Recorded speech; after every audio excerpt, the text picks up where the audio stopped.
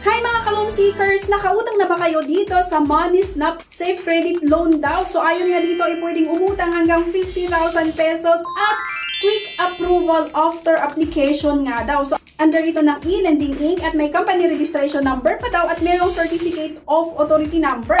Bago ulit itong loan app na ito at syempre bago ko pa utangan na naman ay nag-check muna ako ng mga negative reviews patungkol dito para syempre alam ko kung ano yung i-expect ko nga sa loan app na ito. At ito ha, fraud because of my good payment records. They offered a 50,000 credit limit. I applied for 20,000 and it's under review daw. So suddenly they revoked and returned my limit to 4,000. So akalain mo ang taas-taas ng credit limit daw nito na 50,000. So in-applyan niya yung 20,000 kaya lang kasi biglang na-declined at naging 4,000 na naman daw yung credit limit niya. So, meron pang isa mga ka-interview ha. Ang sabi niya, good thing about this app is they don't threaten you but high interest rate and fees. Hindi daw ito namamahiya, pero totoo kaya? Diba? Totoo ba talaga na hindi ito namamahiya? Pero kasi syempre, bago ko utangan ito ay talagang kailangan kong malaman kung totoo ba yon. So, nag-check ako sa iba't ibang mga social media at meron akong nabasa na isang comments doon. So, ang sabi niya, ano po ba gagawin ko? Due date na ako kay Money Snap today. Pero wala pa ako pambayad. Natatakot ako, malaki kasi bawas nila. Yung 5,000 ko, naging 3,300 lang yung natanggap ko. Tapos kailangan balik 5,400 1 week lang. Baka maharas nila ako. Yan yung pinost ng isang borrower. May nag-comments naman na nagsabi na due ko din ngayon dyan. Kaming calls nila simula pa nung isang araw. So nilagay din na itong isang borrower kung paano mag-chat o kung paano tumawag itong loan app na ito. So ang daming calls, talagang sakit daw sa utak. At eto pa ha, may isa pa na nag-comment na naging experience niya sa Money Snap. Tingnan natin kung hindi magpantay ang dalawang paa mo, kung kupal ka, huwag mo na ibalik yung pera ha, ituloy mo yan, gutom na gutom ka sa pera, palamunin ka ng lending company, balasubas ka, huwag ka na magbayad ngayon, makikita mo bukang liwayway, scammer ka.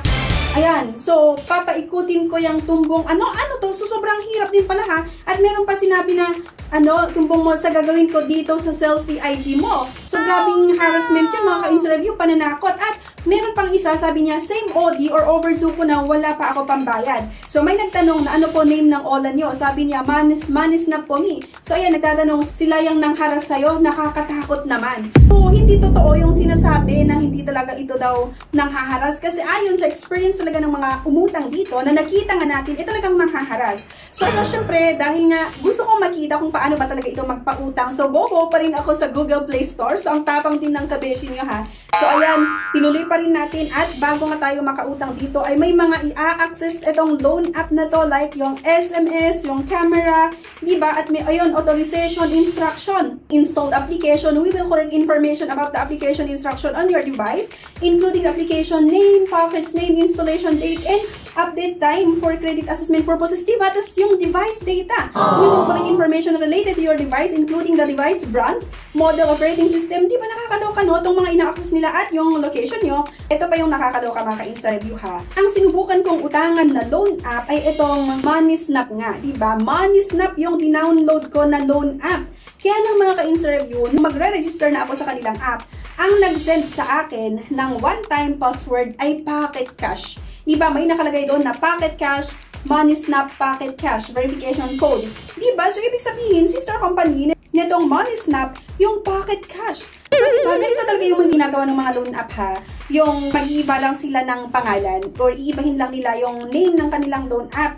Pero gayon pa man, iabay tuloy pa rin ang kabeshi nyo. So, ito, reason for application daw. So, business capital yung ilagay ko, required loan amount. So, ayan, eme na naman tong sagot natin dito, 5,000 to 20,000 at self-employed nga yung nilagay ko. So, after nun, may makikita nga kayo na allow Money Snap to send and view SMS messages. Diba? Bakit nila kailangan i-send at i-view yung mga SMS messages na nasa cellphone ko? Pag meron pa ha, enable usage access authorization can help increase your credit limit. So, kailangan ko daw i-authorize sila para i-access nga yung mga nasa cellphone ko kasi makakatulong daw ito para tumaas yung credit limit ko, diba?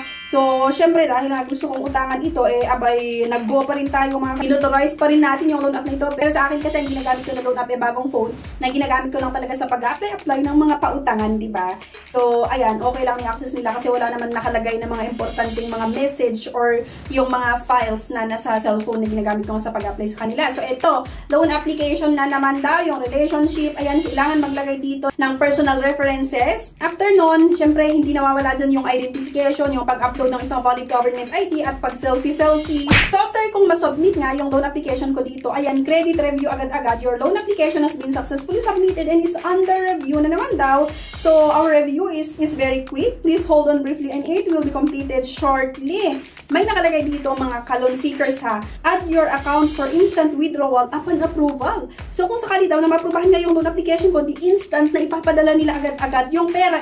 Nilagay ko na naman yung aking GCash number at ito. Alam niyo ba, itong last part na kung saan pwede daw akong umutang ng hanggang 1,000 pesos at kung saan makikita yung mga service fees nila, ay hindi ko pwedeng may screenshot, diba? Parang bawal daw. Kaya syempre gumawa pa rin ako ng paraan, diba? Para makuha at maipakita sa inyo nga, itong breakdown nga ng loan app na ito or breakdown ng amount nga na ipapautang daw nila sa akin, like itong 1,000 pesos nga. So, syempre, gumamit ako ng cellphone, tapos pinicturan ko, kaya ganyan yung makikita nyo dyan. So, dito nga mga kabeshis, kung mapapansin nyo dito, may nakalagay na 1,000 hanggang 32,000 pesos, pero kasi 1,000 lang naman daw yung pwede kong utangin at may nakalagay pa na 156 days daw na term. So, akalain mo yon parang nasa 3, 4, 5 months mahigit na payment terms.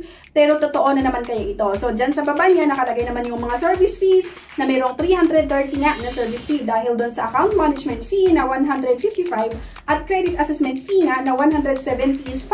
Diba? So, ang disbursement amount ay 670 lang. Diba nakakaloka?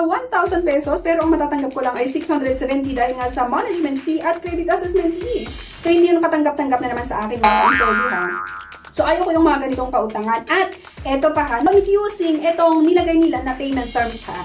Kasi kung mapapansin nyo, merong term 1, term 2, term 3, term 4, term 5, term 6. At term 1 nga daw ay sa September 17, term 2, October 17, next, November 16, December 16, January 15, 2026, at February 14, 2026. Kaya lang kasi mga kalokohan tong ginawa nila na payment terms ha. Kasi doon sa term 2 na October 17 hanggang February 14, 2026, ay piso lang yung babayaran daw dito.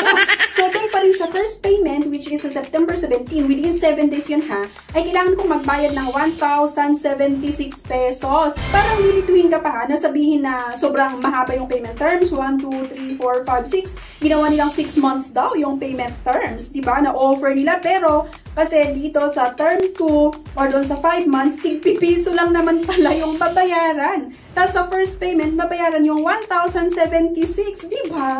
Dami lang pa eme-eme para kunwari medyo okay yung loan app nila pero hindi talaga okay yung app nila. Kaya mag-ingat kayo sa pag-utang sa mga ganitong pautangan online. So ito na nga mga mi, winidraw ko yung money kaya lang kasi after 1 oras, 2 oras wala pa rin status yung loan application ko dito. Kung ikaw yung utang sa ganitong pautangan online, itutuloy mo pa ba na utangan kapag nakita mo na ganito pala yung mga fees niya? Syempre hindi.